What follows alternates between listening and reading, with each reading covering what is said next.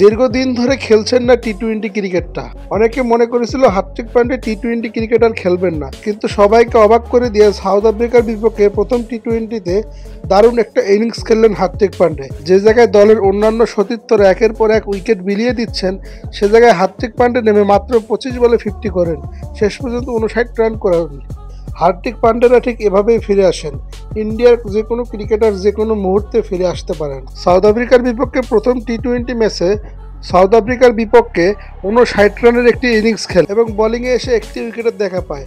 All-rounding পারফরমেন্সে প্রথম match সেরার পুরস্কারটা পান হার্দিক পান্ডে।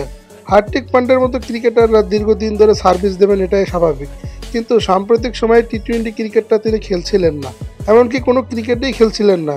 এ কারণে অনেক দর্শকরা ভেবে নিয়েছিলেন হয়তোবা হার্দিক পান্ডে আর টি-20 ক্রিকেটটা খেলবেন না, হয়তোবা শুধু আইপিএল খেলবেন। কিন্তু সবাইকে অবাক করে দিয়ে সাউথ আফ্রিকার বিপক্ষে প্রথম ম্যাচে দারুণ খেললেন তিনি।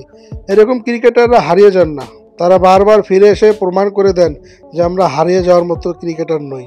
তো হার্দিক পান্ডের এই ম্যাচটি কেমন লাগলো আপনাদের, সবাই কমেন্টে বলুন।